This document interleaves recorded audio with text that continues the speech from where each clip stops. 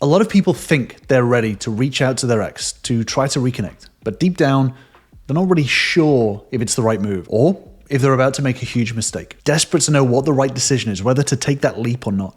It can be really confusing, trying to figure out whether reaching out is going to rekindle something or is it going to make things worse. So in this video, I'm going to show you exactly how to know if you're truly ready to reach out to your ex, how to avoid sabotaging yourself, and why your mindset before contacting your ex makes or breaks everything. So the first thing to understand is that when a breakup has happened or is happening, so many people can fall into damage control mode. Damage control mode is basically where you're panicked, you're emotional, straight after a breakup. This state is where you can start to feel ruminating thoughts, overthinking. You're unable to focus on daily life because you're constantly thinking about your breakup. And this is normal. A lot of people experience a lot of anxiety about their ex moving on or going into a rebound relationship or losing interest in you.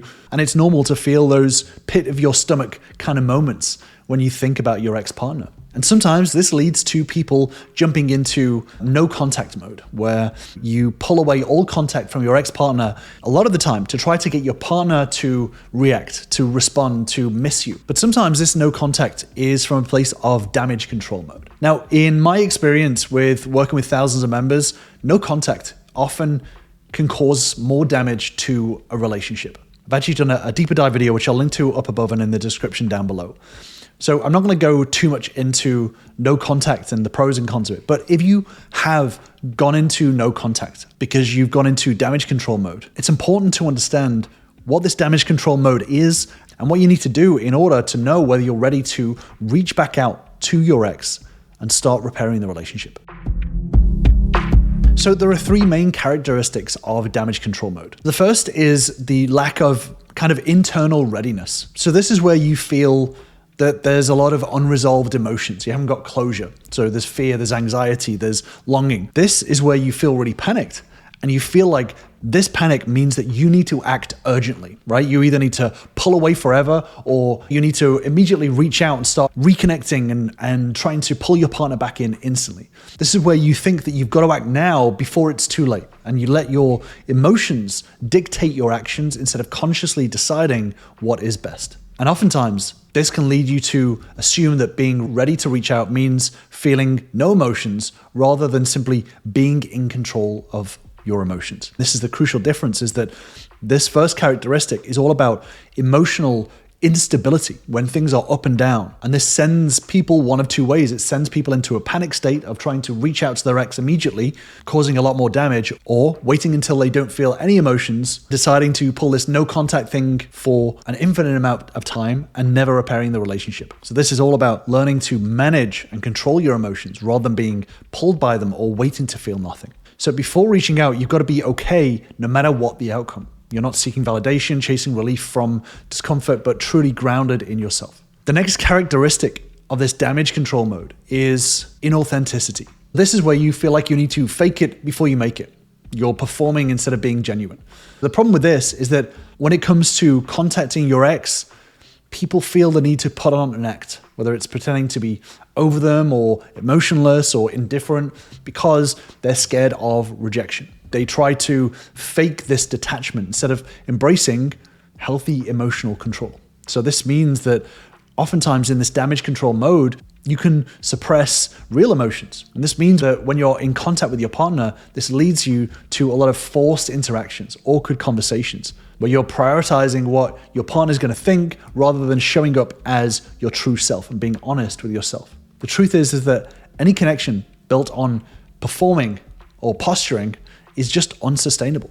So it's important to be authentic, to understand yourself and what you're feeling and being able to express it in a meaningful, controlled manner. This is the foundation of a meaningful relationship, especially when it comes to reconnecting with an ex-partner. And the third characteristic of this damage control mode is an external focus. So this is where you're so panicked about how your partner is going to react rather than how you reach out.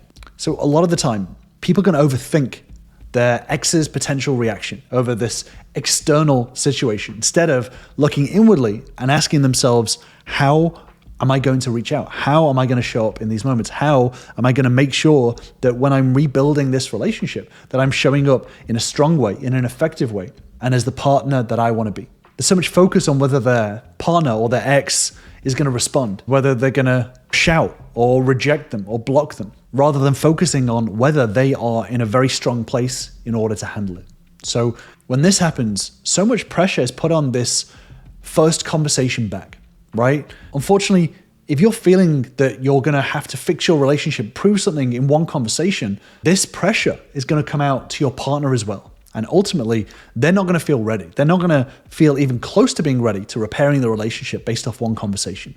So if they're feeling the pressure from you that this has to be fixed in one conversation, then this is going to make them less likely to want to speak with you again because you're in this panicked state. You're never going to fix a relationship from one conversation. It's going to happen over time in many conversations, a lot of growth, a lot of reflection inwards, and a lot of healing. And a lot of people are going to look at this and think, well, what's the point? I don't have time for that. And that's fine. But the truth is that it's better to fix a relationship in a healthy, effective way over a long period of time than fooling yourself into thinking that you can fix it in 30 days, 60 days. The more you settle in the discomfort that repair means long-term, not this short-term fix, the more you can get into a good rhythm and good growth and be able to repair any relationship in a healthy way. You cannot control how your ex responds. You can only control how you show up, how you respond, what actions you perform, and your mindset. If your emotional state is dependent on your partner's reaction, then you're not ready to reach out. So, how do you know if you're out of damage control mode?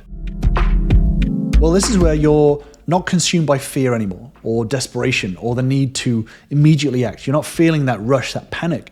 You don't feel the need to fake your inner self or fake this emotional detachment. You're actually internally able to interact with your ex authentically without being overwhelmed by your emotions. Once you're getting out of this state of trying to win your ex back and more in a state of constantly focusing on how can I grow? How can I be better than I was yesterday? The more that you're putting all of the control over your relationships back in your hands.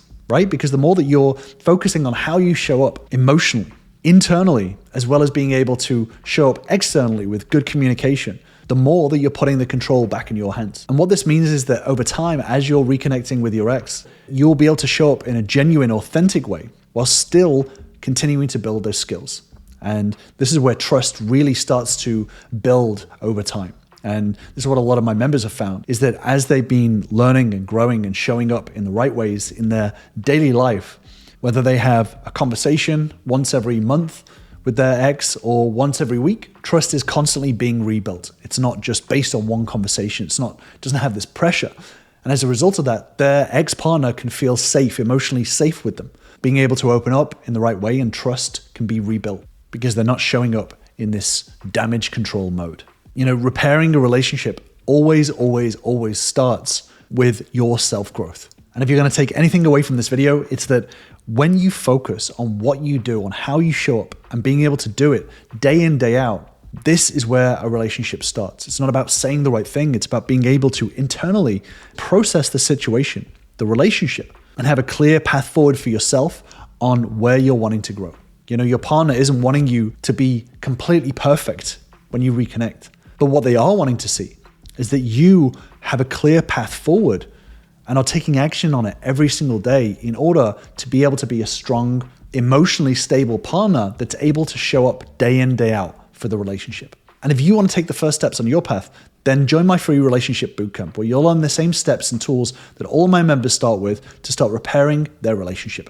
Just click on the link in the description to grab your spot. So if you've fallen into this damage control mode and you've stopped contact with your ex-partner and you're trying to figure out whether you should reopen contact, the key test to all of this is that can you be okay regardless of your ex's reaction? If they ignore you, if they reject you, if they're engaged to someone else, are you able to remain emotionally stable and still be able to show up? Being out of damage control mode means that you understand that you have self-worth beyond your ex's reaction. But not only that, is that you also still have so much room to grow ahead of you and you have a path forward to do it. And this is one thing that is really, really crucial, is that learning and growing and developing yourself in order to be stronger in a relationship, this isn't about one person. This isn't to win somebody back. This is something that needs to be learned regardless, whether you're in a new relationship, whether you're repairing the relationship with your ex-partner, knowing the right skills, the right mindsets, the internal shifts, the communication skills, all of these is going to be crucial in how you show up in your future relationships. There will always be challenges, there will always be problems, there will always be things that you will need to deal with in any relationship. Even the easy or soulmate relationships that, a lot of people talk about. I've actually done a deeper dive on that, which I'll link to on the screen. But even in these relationships where you feel like this is going to be super compatible, there is always going to be massive challenges along the way. And learning the skills to overcome these challenges within a relationship is going to be really, really crucial.